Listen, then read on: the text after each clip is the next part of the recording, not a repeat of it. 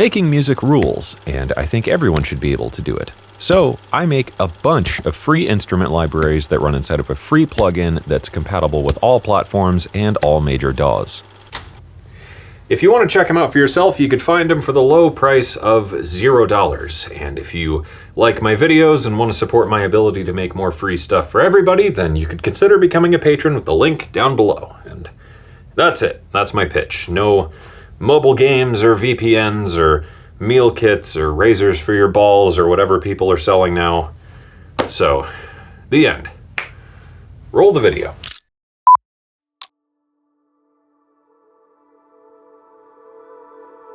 A while ago, I got an email. There was a producer who wanted to commission me for a soundtrack for a Warhammer 40k audio drama. These days, I'm in the very fortunate position to be pretty picky about what I spend my time doing, and to get an opportunity like this to put original music to one of the coolest franchises out there, I mean, it didn't take a whole lot of convincing. Right away, sold. I'm in. Naturally, then comes the big question. What exactly do you want me to make? But they didn't really have a specific direction for me, so reading between the lines, that meant I was left with the most terrifying brief possible. Just do whatever you think is best. But hey, no worries, right? Their episodes only reach a couple 100,000 people in one of the most rabid fan bases in the world, and if I mess it up, it might completely ruin my music career and online presence forever. So, no worries or anything. Right?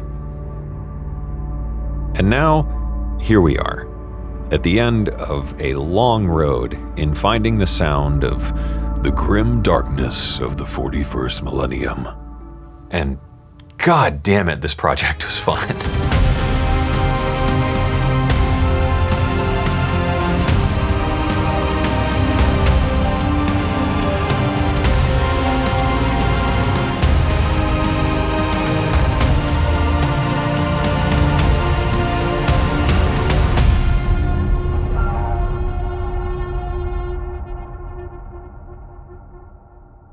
I know every YouTuber says this, but I feel like I have a really cool audience here that I've built up over time, and I know a lot of you are aspiring composers or getting started in your career as a composer, so I thought this project would be a great opportunity for me to share some lessons I've learned in this stuff over the years and take you along for a realistic ride in a few days in the life as a composer.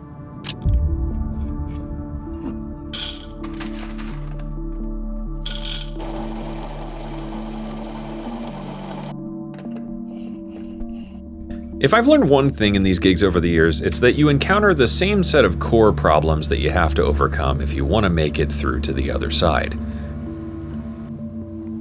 Before anything else, though, we need to know what we're writing for. We are writing for Warrior Tier, an audio drama series that's one of the most popular audio drama channels for fans of Warhammer 40k. Each episode varies, but can run for well into a multi-hour format. And this specific episode is the third act in the Horus Heresy trilogy, and includes some of the most important and iconic moments in the entire Warhammer 40k universe. And that's before we even get into Warhammer 40k itself. Warhammer 40k is incredibly complex, but at face value, it's actually pretty straightforward. Way off in the future, there's war, and there's robots and giant monster things, and they're all trying to kill each other dead so they can rule the universe. Long story short, without getting too into the weeds of it all, there is only war, and it's dark and grimy and brutal and just fucking awesome, but it's also a little tongue-in-cheek with the way it approaches all of that. Under the surface, though, the universe runs deep.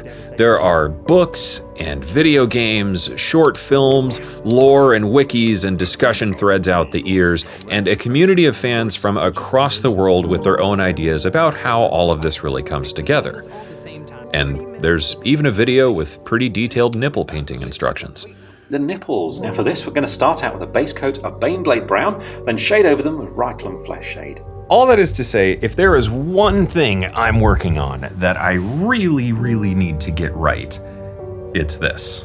Having said that, technically here, we're not writing for 40K, we're writing for 30K, and the first book of the massive 50-plus novel Horus Heresy series, which is basically the Warhammer Daddy Issues arc.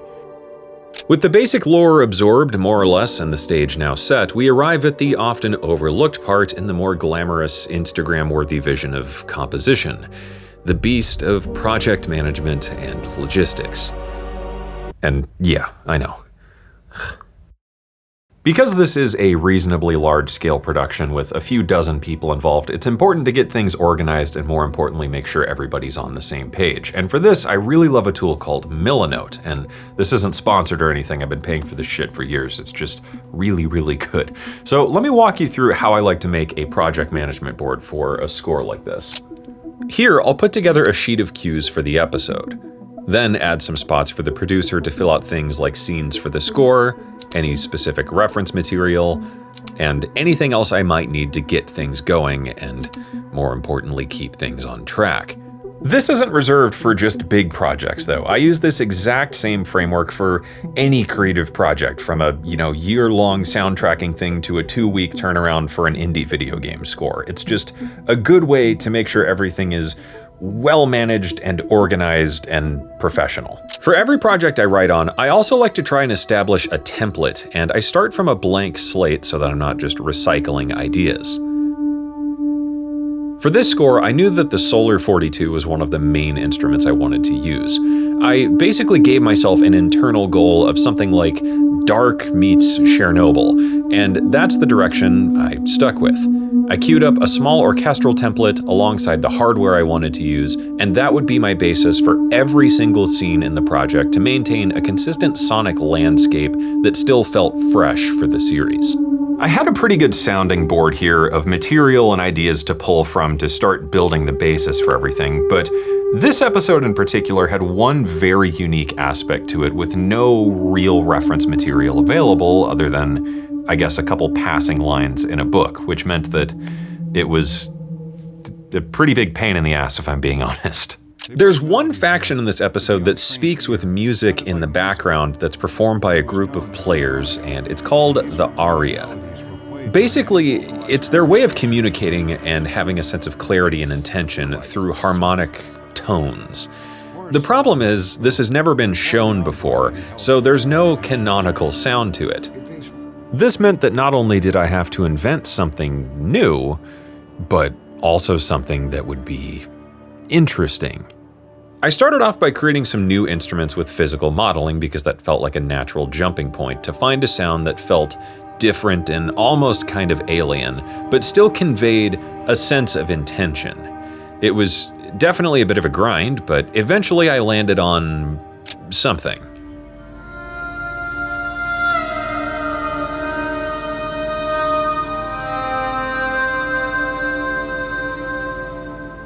Even though my original cut for this scene got approved with no real notes, I knew on some level it just wasn't totally right. And not to toot my own boot here or anything, but I think that's the mark of a good artist and a good composer, is to follow that inclination to keep digging when you just have that gut feeling that there's something else to be done to really finish it. As long as you have the luxury of time, that is.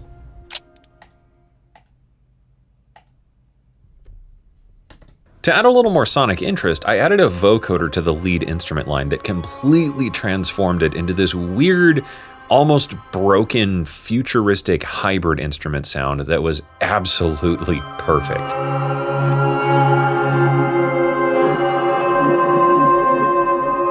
With what felt like the core piece of the puzzle now out of the way, that meant I just had to do, well, the whole rest of the project.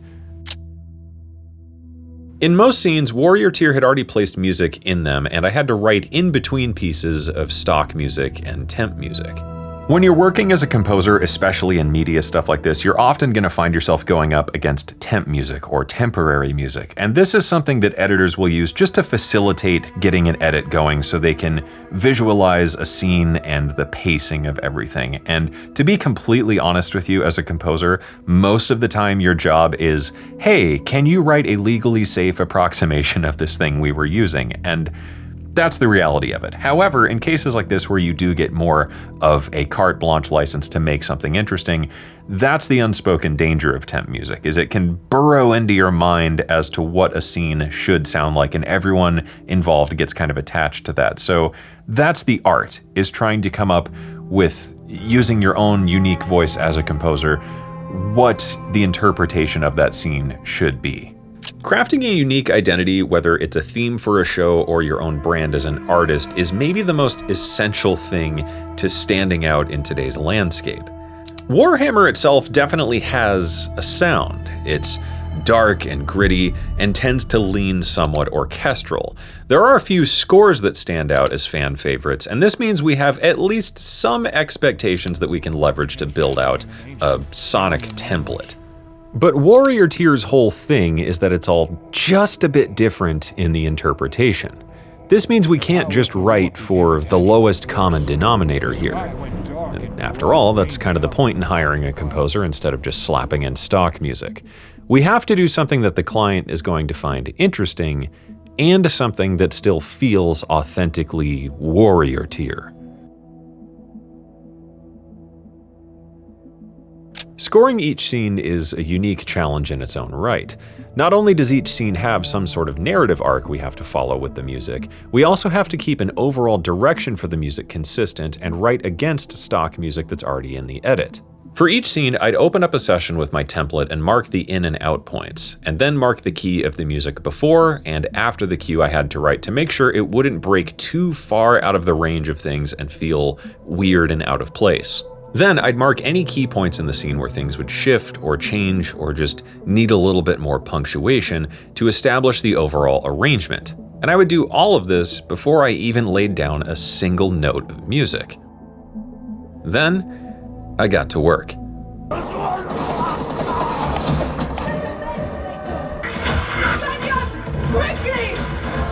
I'm almost done with this scene with the aria and the interrex, and it took a bit of a different direction than I thought. It's maybe slightly more orchestral. In the start here, it's pretty on par for where I was thinking of going.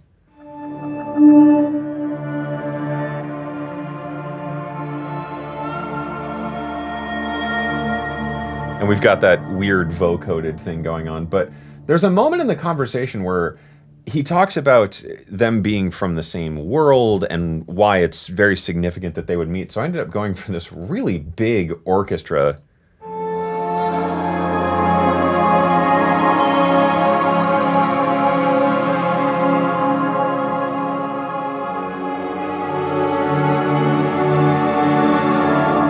So not exactly where I thought this was going to go, but I think sometimes you just have to roll with where the scene takes you, and I think that this is going to be pretty killer. One really neat thing about this orchestral section I want to point out, I don't have a ton of time today to work on this, and I was originally going to do the live takes myself, but I ended up using the SWAM instruments, and these are all physical models. So this entire orchestra, other than the choir,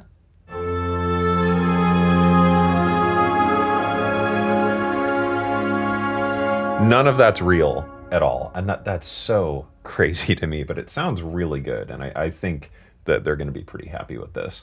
Good afternoon. In the scene I'm working on today, there's a moment where there's a kind of dramatic shift. And I thought this would be a great opportunity to find sort of a sonic signature for that moment rather than just going for like a cheap bass drop and some like spooky strings or something.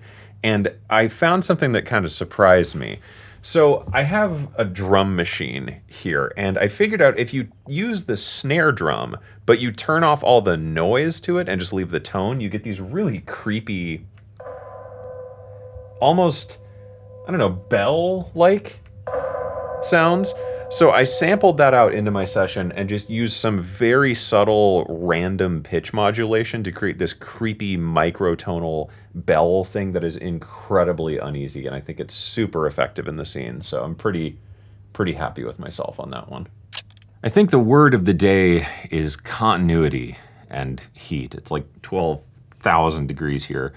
But I'm pretty happy with where all this is going. Since that first scene went pretty orchestral and a lot of the stock music in the edit leans orchestral, I thought it'd be important to try and keep that consistent, but try and break out of it as much as I can. So I ended up striking a really good balance, I think, here.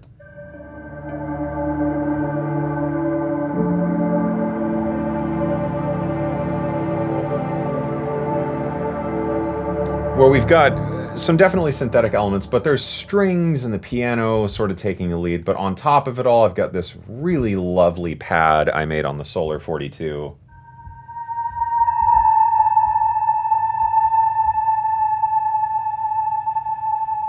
That I think has a just great organic quality to it. And then in the second half of this scene, we shift pretty much entirely to electronic elements, but I wanted to try and maintain that organic feel. So what I ended up doing is I got a pad I made on my Iridium that has a granular character, still kind of organic-y.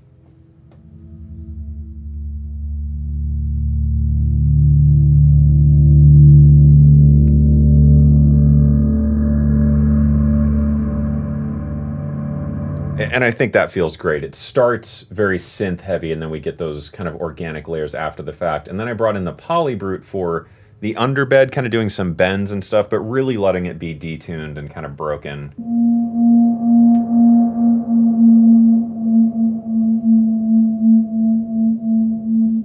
And I think that feels great. It's obviously electronic, but it still feels very organic. And with everything else going on in the second half of the scene where we shift the vibe just to break it up a bit more, even though it is almost entirely electronic, it feels pretty organic still.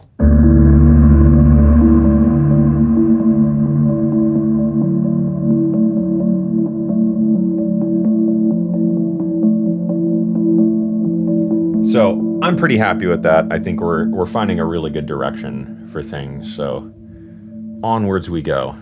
We're rolling right along, we're making good progress. I'm almost done with the scenes here, but I got one where we got a bit of feedback. We didn't do it right, we did a bad job.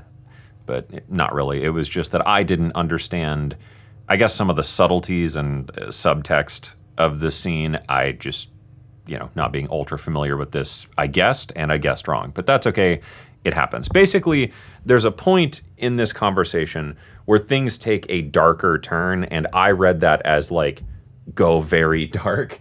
So I started off with this.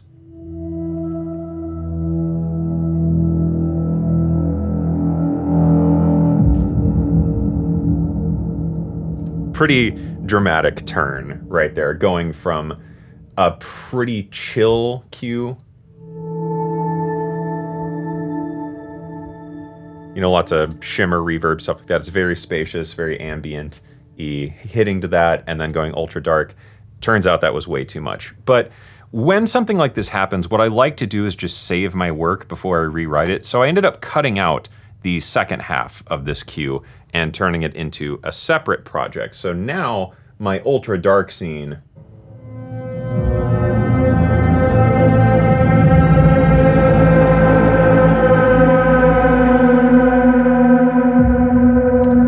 I still have it. I still think it sounds good. I'm just gonna send it to them anyway, and maybe they use it, maybe they don't. If all else, it's an extra cue for me. So I ended up just rewriting the second half by taking elements from the first half and not necessarily duplicating them, but just bringing them back, and then changing all the underbed elements, all those shimmery pads and whatever, out for something with a slightly more sinister feel. So we start about here in the first half.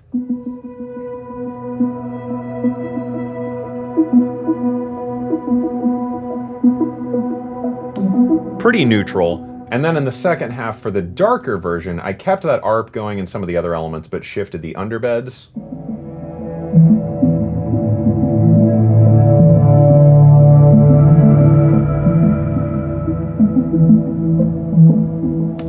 And I think that should work, and hopefully they'll be happy with that, because it's shifting the vibe, it's not breaking the vibe. So I think we're at least on the right track there, which means I think we only have one more scene to do. Oh man, what is that? Hair. That's terrible. Anyways, we're at the last scene and it's going well, but it is a challenge. This is a big conversation scene with quite a few characters, but there's one character who, when they speak, we need a very distinct vibe shift to go pretty dark and sinister, I guess.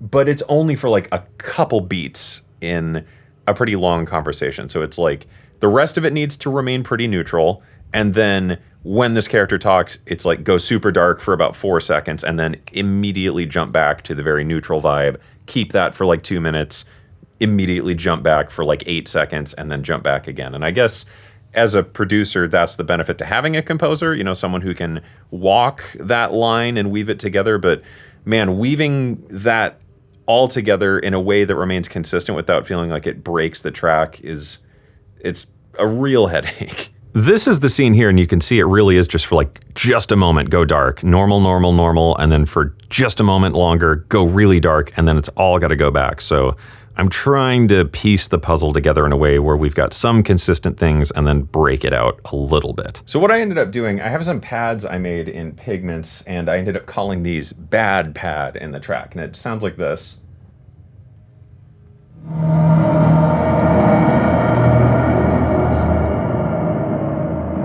So it's just sort of a stinger almost when that character speaks, and by keeping everything else consistent around it, you can hear it just comes in and kind of punctuates and then bleeds back into what was already going on anyway. So neutral, bad,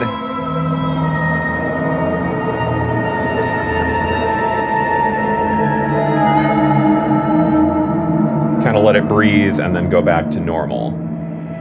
So we're just kind of hitting a chord cluster, adding the bad pad, and then I think what I'm going to do is add in some sort of, not bass drop element, but just an accent hint to really punctuate that, and that should be good, I guess. With the individual scenes now done, that left me with the final boss of this project: finding a new title theme for the video. When you're working as a composer, writing each piece of music is stressful enough in its own right, but man, if there is one thing you cannot mess up, it's a title theme. That is the single piece that everyone will forever and ever associate with that body of work, so the stakes are a little bit higher. This meant that not only did I have to come up with a title cue for one of the most anticipated episodes in this trilogy, but also come up with something that would work going forward for all other episodes that I get the opportunity to compose for. The producer didn't really have a direction for me on this either, but they were loving everything I'd sent over so far, so I figured the natural order was just to keep doing more of that and kind of bring it all on home. And if my time in this industry has taught me anything, it's to be a big fan of the minimum viable product, because even if what you're doing is just more of the same thing you'd already done up to that point and the answer feels too obvious, doing the obvious thing is sometimes just a really effective way of getting shit done. They've been using the same piece of music for their end credits for quite some time, so I figured the job is to simply find an idea that's sonically consistent with that and that ties into the overall musical vision I had for the project. And man, this was a fun track to write. We kick it off with some big chunky strings to add those hero vibes. We lay down some big epic brass stuff as the theme. It's all starting to come together. We lay down the chords and the harmony, and then I go and fuck it all up right here. But isn't that moment kind of interesting, though? And I think that's the beauty of humanity in music, especially in the age of all the AI stuff. The computer doesn't have a happy accident like that. That was me trying to play a chord, but one of my fingers moved and I played a wrong note, which gave me a completely different chord. But it sounded cool, so I decided to just roll with it, and it became one of my favorite moments in the harmony of the track. So we chuck in some huge drums, bring in the big screamy synth lines, and wrap it all up with some giant, ridiculous trailer hits. And then we deliver.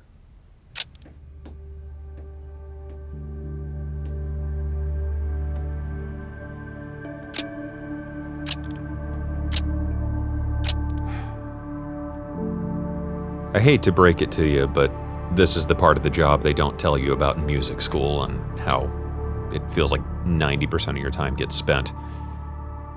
And yeah, it's about as much fun as it looks.